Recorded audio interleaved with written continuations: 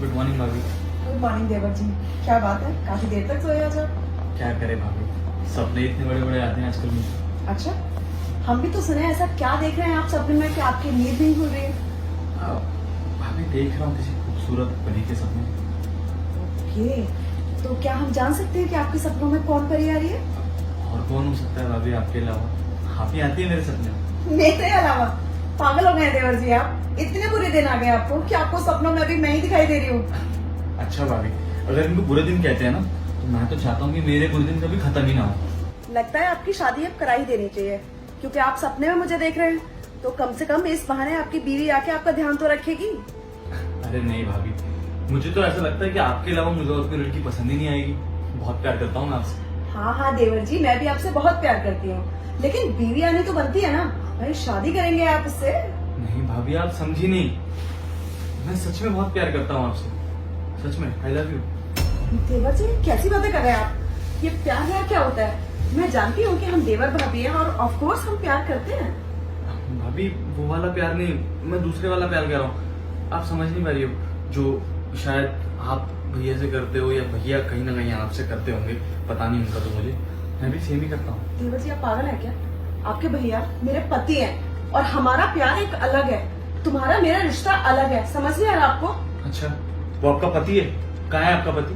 6 महीने से मिला है आपसे? वो आपका ध्यान रखता है? वो पता कितना बुरा लगता है मुझे आपके लिए। हमेशा अकेले नॉवल पढ़ते रहते हो बैठे बैठे।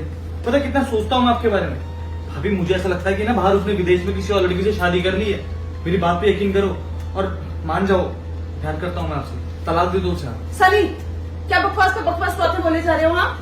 वो 6 महीने से बाहर है तो सिर्फ अपना घर पालने के लिए। वो हर महीने पैसे भेजते हैं ना मुझे। यहाँ काम उनको नहीं मिल रहा था, इसलिए वो बाहर जाके मेहनत कर रहे हैं, पैसे कमा रहे हैं वो।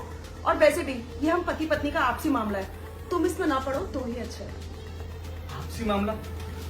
क्या आपसी मामला है भाभी? एक बात बताओ, अकेलेपन का क्या फायदा? ऐसे पैसे का क्या करेंगे? इससे अच्छा ना हम कमा ले। और मैं तो कह रहा हूँ हम दोनों साथ में रहते हैं ना। छोड़ दो ना भाई को, उसने ना अपनी अलग दुनिया बसा ली है। मुझे पूरा पूरा भरोसा है। भाभी मेरा भाई है, मैं बहुत अच्छे से जानता हूँ उसको। सनी तुम्हारा बहुत हो रहा है, समझे? मुझे मेरे पति से कोई प्रॉब्लम नहीं है, तो तुमको भी नहीं होनी चाहिए। तुम सिर्फ अपने ऊपर ध्यान दो, मेरे ऊपर नहीं। मैं क्या कर रही हूँ क्या नहीं कर रही हूँ, मैं अकेली हूँ नहीं हूँ, इन सबसे मेरा मतलब है, तुम्हारा नहीं। मुझे भैया से कोई दिक्कत नहीं है। मुझे बस दिक्कत इस बात से कि वो आपका ध्यान नहीं रखते। और मुझे पता है कि उनसे कहीं ज्यादा प्यार करता हूँ मैं आपसे, लेकिन आपको कि मेरी बात मानने को तैयार ही नहीं हो। सनी तुम्हारे दिमाग में ये प्यार का भूत किसने भर दिया? और देवर भाभी एक अलग वे में भी तो प्यार कर सकते हैं ना। ये तुमने हमारे प्यार को, इनफैक्ट देवर भाभी के प्यार को किस रिश्ते में ले गए तुम? अरे नहीं करना ना लगभग में प्यार। आप समझ क्यों नहीं रही हैं? आपको समझ में नहीं आ रहा है क्या?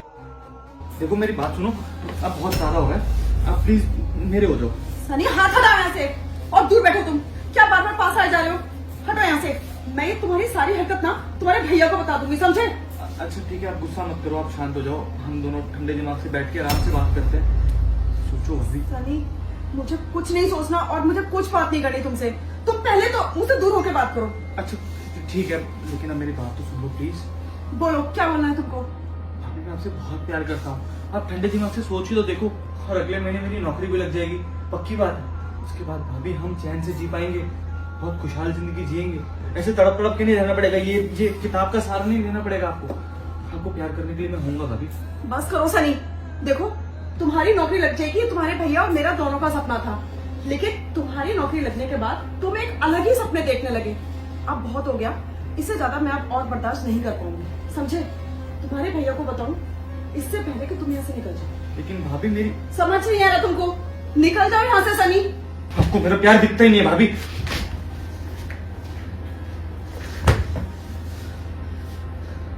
क्या हो गया इसे? हाँ पहले तो ये ऐसा नहीं था, बिल्कुल नॉर्मल रिएक्ट करता था। आजकल इसके दिमाग में मुझे लेके इतने गंदे विचार क्यों आने लगे हैं? और मैंने तो कभी कोई ऐसी हरकत ही नहीं की जिससे इसे ऐसा लगे कि मैं इससे प्यार करती हूँ। ये लड़कों के दिमागों का ना कुछ समझ नहीं आता। क्या करूँ? इसके भैया को फोन करूँ क्या? लेकिन वो इतनी दूर बैठे हैं और उन्हें इस बारे में पता चलेगा तो वैसे ही वो इतनी टेंशन में आ जाएंगे। भगवान क्या करूँ मैं? इस बार इसे माफ करके देखती हूँ। अगर अगली बार इसने कोई हरकत की ना तो इसके भैया को पक्का बता दूंगी।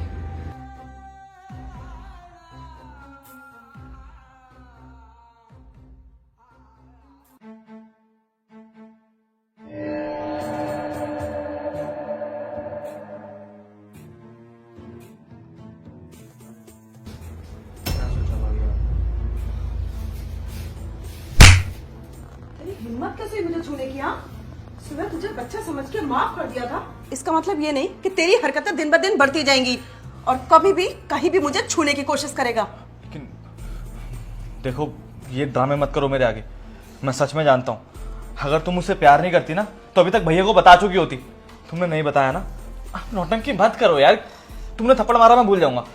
सनी, तुम्हारा दिमाग खराब है क्या? तुम्हारे भैया को मैंने इसलिए नहीं बताया, वो बाहर जाके मेहनत कर रहे हैं, दिन रात पैसा कमा रहे हैं, इतनी टेंशन्स लेते हैं। एक और टेंशन नहीं दे सकती मैं उन्हें। अभी छोड़ो ना ये सब, वो कुछ भी करते हैं और मैं गारंटी देता हूँ उन्हें कुछ नहीं पता चलेगा।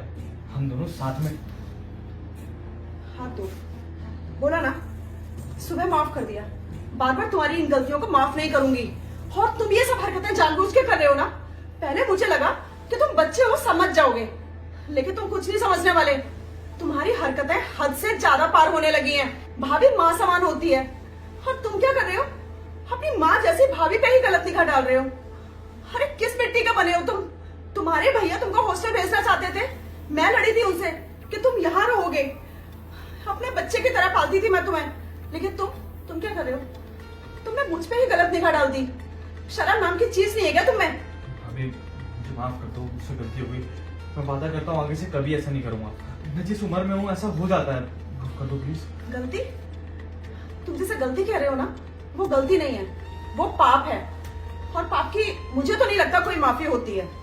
तुमने गलती की होती तो मैं तुम्हें माफ कर भी देती, लेकिन अब पानी सर से ऊपर निकल चुका है। तुम्हें ये लग रहा था ना कि मैंने तुम्हारे भैया को नहीं बताया, अब मैं खुद तुम्हारे भैया को बताऊंगी। उन्हें बुरा लगता है, लग जाए। इतनी टेंशन झेल रहे हैं, एक टेंशन और सही, कम से कम उनके सामने उनके छोटे भाई की असलियत तो आए। नहीं भाभी प्लीज, भैया को मत बताना। मुझे बहुत प्यार करते हैं, वो टूट जाएंगे, मैं वादा करता हूँ, प्रॉमिस। मम्मी की कसम, मैं आगे से कभी आपके साथ बदतमीजी नहीं करूंगा। ठीक है, मम्मी कसम खाई है ना, तो कम से कम अपनी माँ की कसम की लाज रख लेना। लेकिन मैं तुम्हें इस घर में और बर्दाश्त नहीं कर सकती, क्योंकि मुझे तुम पे यकीन नहीं है। तुम्हारा दिमाग कभी भी फिरेगा और तुम कभी भी कुछ भी करने लग जाओगे, और मैं अकेली अपने आप को कब तक सेव करूंगी? मैं तो बोल भी नहीं पा रही। कल को तो पता नहीं क्या हरकत कर दो मेरे साथ। बस नहीं, अब बहुत हो गया। तुम इस घर में एक पल और नहीं रख सकते। अपना सामान उठाओ और निकल जाओ यहाँ से। अभी लेकिन मैं जाऊंगा कहाँ? अरे मेरी तरफ से बाहर पे जाओ, कहीं भी जाओ। ये सब चीजें ना तुम्हें हरकत करने से पहले सोचनी चाहिए थी। सनी निकल जाओ यहाँ से अब। अभी सनी प्लीज, हाथ जोड़े तुम्हारे, निकल जाओ।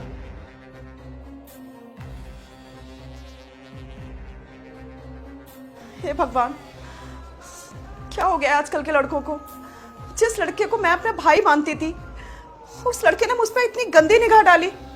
ये देवर भाभी के रिश्ते को ना इन जैसे दरिंदे ही कलंकित करते हैं, और गलत हम औरतों को समझा जाता है। हर बार हम औरतें गलत नहीं होते।